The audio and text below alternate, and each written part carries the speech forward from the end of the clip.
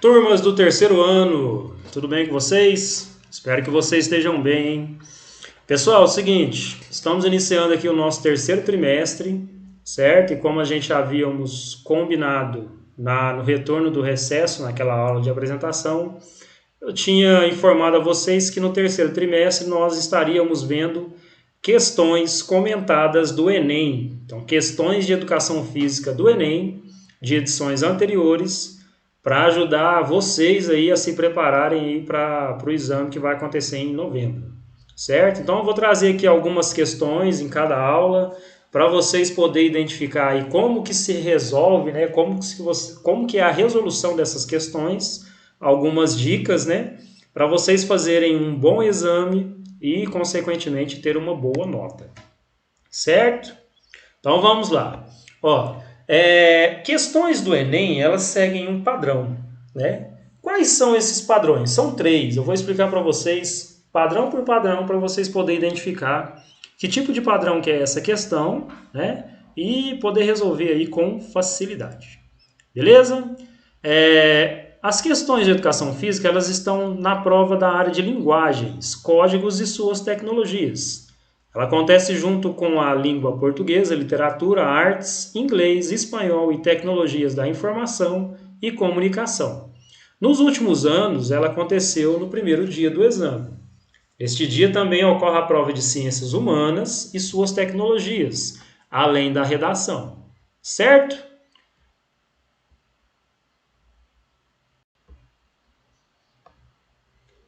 Nós temos um total aí de 5 questões de educação física, em um total de 45 questões da prova no dia.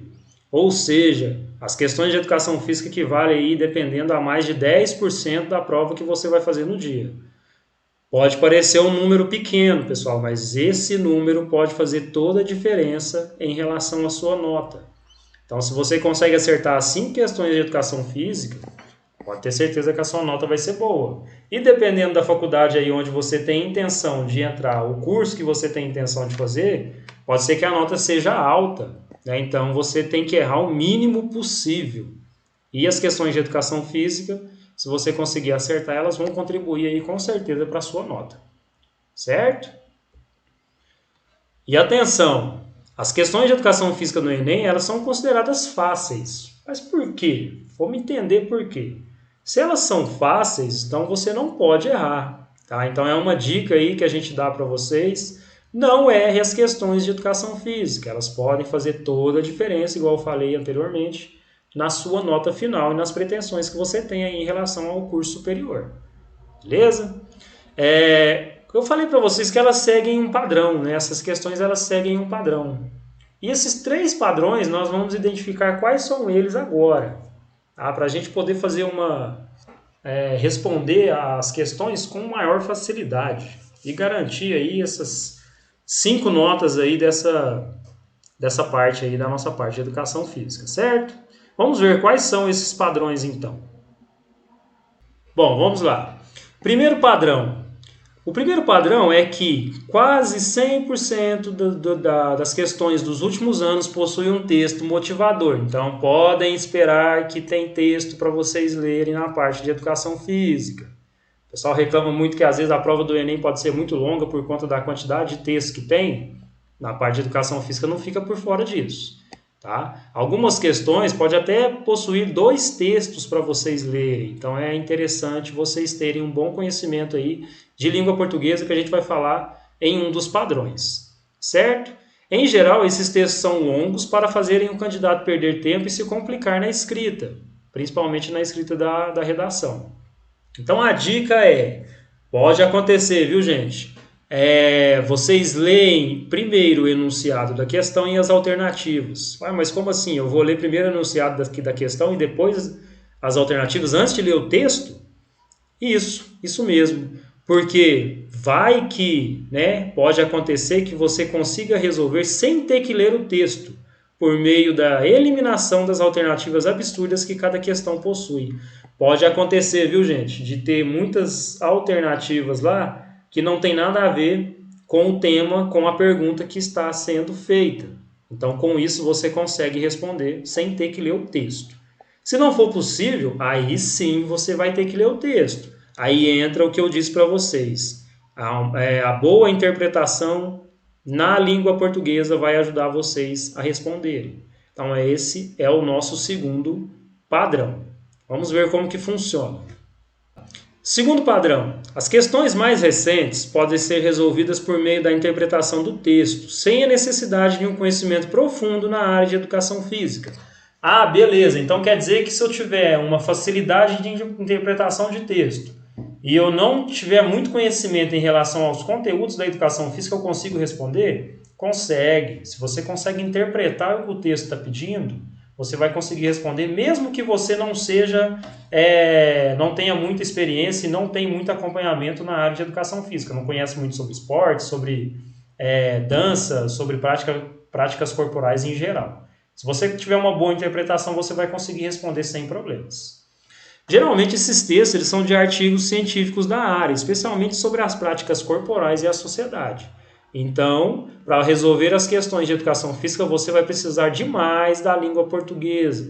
Então, entra aquela parte da interdisciplinaridade aí da educação física, da língua portuguesa, com as outras disciplinas. Certo? Observação importante. As questões mais antigas, que não é o nosso caso, elas seguem um padrão um pouco diferente. Para resolver essas questões, o candidato ele precisa ter uma boa vivência nas aulas de educação física da escola e acompanhar transmissões esportivas na TV, mas a tendência dos últimos anos não tem sido essa. Então, as questões anteriores, as mais antigas, conseguia responder com facilidade quem tinha o hábito de praticar um esporte, quem acompanhava transmissões esportivas na televisão, né? Quem tinha esse hábito esportivo mesmo tinha uma certa facilidade. Hoje em dia, não. Hoje em dia, as questões estão mais voltadas com a parte de interpretação do texto. Beleza? Vamos para o terceiro padrão, que é sobre os conteúdos. Bora lá. Nosso terceiro padrão está falando sobre os conteúdos. Que tipo de conteúdo da educação física que cai nessas provas, que cai no exame?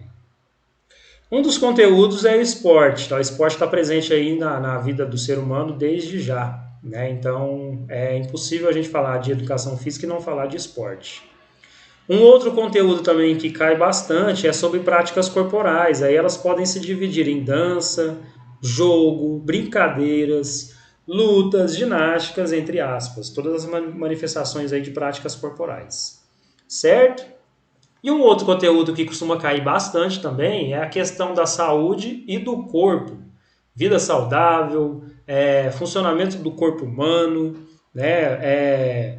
Parte de exercício físico, né? A parte de atividade física voltada para a saúde, sedentarismo, tá? Então, essa parte aí, esse conteúdo também cai bastante nas provas de educação física do Enem. Então, é importante ficar atento aí nessas temáticas, beleza? Eu vou dar para vocês agora um exemplo de uma questão, né? Se eu não me engano, acho que de 2019, do Enem de 2019, para vocês entenderem como que a gente vai analisar essa questão e poder responder. Vamos lá? Bom, vamos lá, pessoal. Exemplo, ó. Tinha falado para vocês que era do Enem de 2019, é isso mesmo. E o conteúdo, lembra, ó, esporte e cultura. Análise acerca da esportivização de práticas corporais nos jogos indígenas. Então aqui tem um texto de apoio, né? Vocês podem até tentar olhar nas alternativas, mas vamos seguir aqui com o texto para a gente seguir aquele segundo padrão lá de interpretação. Certo? Ó, nos jogos dos povos indígenas, observam-se que as práticas corporais realizadas envolvem elementos tradicionais, como as pinturas e adornos corporais, e elementos modernos, como a regulamentação, a fiscalização e a padronização. Certo? O arco e flecha e a lança, por exemplo, são instrumentos tradicionalmente utilizados para a caça e a defesa da comunidade na aldeia. Na ocasião do evento, esses artefatos foram produzidos pela própria etnia. Porém, sua estruturação como modalidade esportiva promoveu uma semelhança entre as técnicas apresentadas com um sentido único da competição. Então aqui tem a referência, é um texto adaptado, né? E baseado nesse texto, nós teremos que identificar qual a alternativa correta, né, do que o texto está pedindo. Então vamos lá. A relação entre os elementos tradicionais e modernos nos jogos dos povos indígenas desencadeou a letra A: padronização de pinturas e adornos corporais. Letra B: sobreposição de elementos tradicionais sobre os modernos. Letra C: individualização das técnicas apresentadas em diferentes modalidades. Letra D: legitimação das práticas corporais indígenas como modalidade esportiva. E a letra E: preservação dos significados próprios das práticas corporais em cada cultura. Então vamos analisar cada uma delas para a gente entender qual dessas, né, equivale à resposta correta. Qual que é a resposta? A relação entre os elementos tradicionais e modernos nos jogos indígenas desencadeou a... Então a gente vai completar esta frase aí. Combinado? Vamos analisar alternativa por alternativa para ver qual é a correta. Ok? Alternativa A: padronização de pinturas e adornos corporais. O texto nada fala sobre essa padronização de adornos e pinturas. Ele fala somente que esses elementos estão presentes junto com os elementos modernos nos jogos dos povos indígenas. Então a letra A não é, certo? Letra B: essa alternativa é uma pegadinha para os mais desatentos, hein, pessoal? Presta atenção, hein? Em uma leitura superficial, pode-se achar o contrário, que os elementos modernos se sobrepõem aos tradicionais. E isso confunde quem faz uma leitura mais rápida.